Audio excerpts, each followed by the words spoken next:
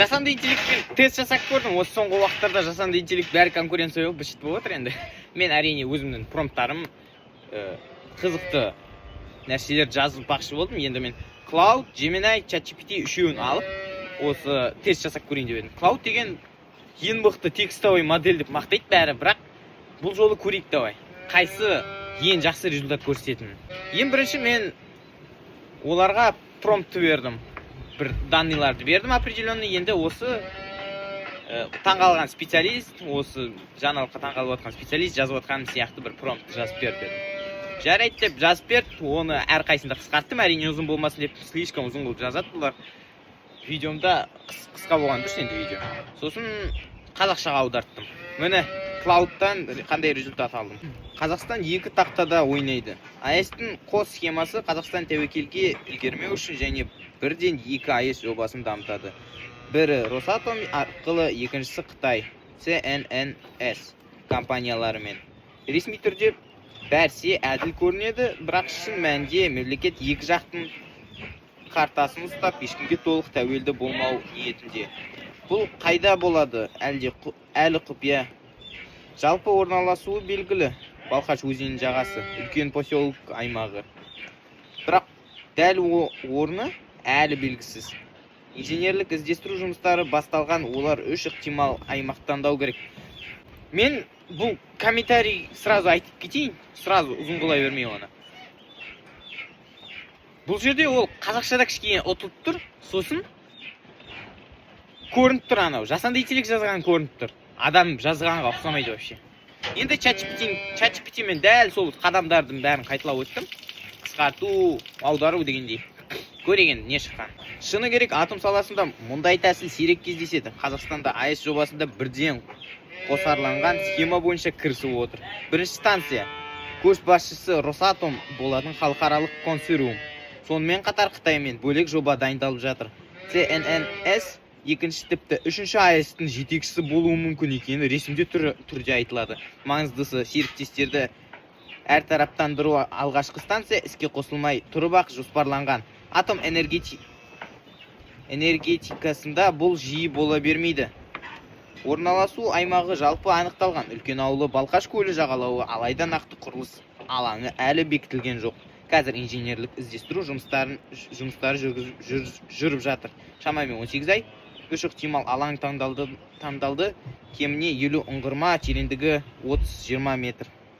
Бұл жай мәлімдеме емес, нақты дайындық кезеңі.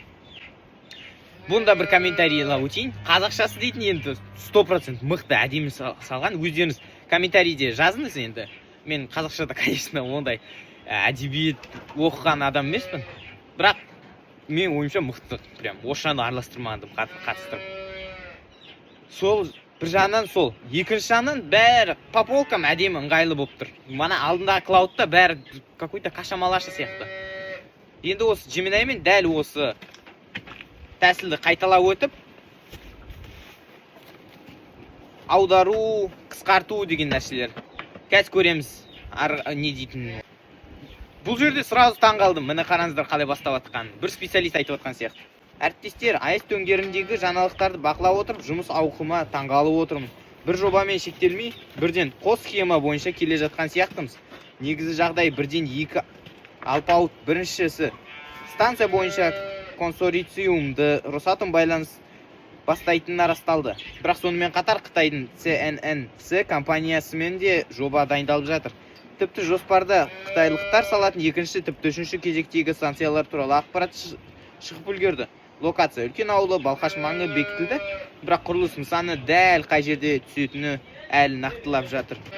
Қазір алаңда не істеліп жатыр? Ауқымды инженерлік іздестіру жұмыстары басталып кетті.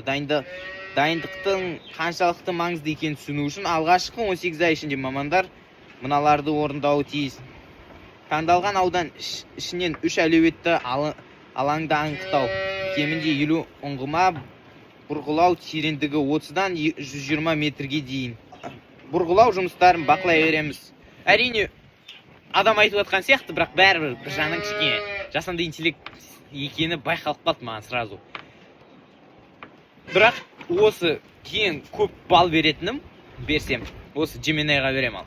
Google-дан Gemini 3 деген. осы ең мықты результат маған көрсетті. Негізі клаудты бәрі мақтайды. Клаудты қолданады осындай нәрселерге. Неге екенін түсінбеймін. Енді суреттерін қарап шығайық, қандай суреттерді осы темаға істеген. Клауд әрине сурет істей алмайды, ол тек текстовый модель. Так что кеттік. ChatGPT мен мана Gemini'ді салыстырамыз. Қараңыздар, бірінші ChatGPT-ның суреті. Қос AES жобасы Қазақстан ерекше іркеме. Жазулар нашар, былай негізі мықты картасын қойып қойыпты, заводты қойып қойыпты. Күшті. Мына атом тұр. Қызықты жоба. Инженермен әдемі істеп қойған. Мынау вообще мықты сияқты. Бірақ адам что-то астыңғы жағы жоқ болып кеткен. Жазу қайтадан. Росатомда CNS-та оңай іс емес, қаншама жұмысты әлі істеу керек. Пойдет, бірақ бәрібір қателіктер көп екен. Міне үшіншісі маған ең нашар. Жоқ, маған бірінші түсінеді. Мына жерде карта кішкене қиысық біртілі екен. Балқаш көлі, ойбай, қандай үлкен. Жазулар вообще бітшіт. Жазулар слишком көп. Жазулар көп болып кетсе, негізі модель қинала бастайды осы, әсіресе ChatGPT. Gemini жазулармен көп қиналмайтын. Бір жаманы осы Gemini'дің қазақша істей алмайды өкінішке орай. Осы орысшаның өзін осы жақында ғана үйренді, ол тек ағылшыншамен жұмыс істейтін еді. Бірақ зато бұл жерде жазуда вообще қателік жоқ. Міне қараңыздар. Атомная энергия в Казахстане, есть вопросы. Почему атом? Дороговизна дейді. Қымбат қой. Риски. Строительство. 10+ лет. Неге ұнамай жатыр? Жаман жерлерін айтып отырсын, астында жақсы жерлерін қойып қойыпты. Пойдет. Мен үшін ұнады. Тек строительство деген жазу болмаса. Міне келесі сурет. Угольная эра, прошлое. Бұрында дегендей. Угольмен не істейтін еді. Қазір энергия. Негізі не болу керек еді? Атомный электростанция, бірақ что там мыналар? Солнечный батарея қойып қойыпты қатырет. Мынау вообще, адамды, мынандай адамды көргенде мен неге шошып отқан адамды анау. Деп. Олай астаннан шошиды ғой, темадан шошымайды ғой олай адамдар. Сол үшін авайды ютубтың обложкаларына қойып қояды. Вообще біртүрлі көремін мен негізі. Білмеймін сіздерге қалай, нормально ма болмай ма. Қолында телефон тұр екен еще. Жазуларында қателік көріп тұрған жоқпын. Жоқ, әдемі істеген әдемі. Салынып жатыр, ар жақта стройка дегендей. Оценкасын тоже комментарийде жазасыңдар енді. Көрейік ал. Напоследок айтып кетейін деп едім.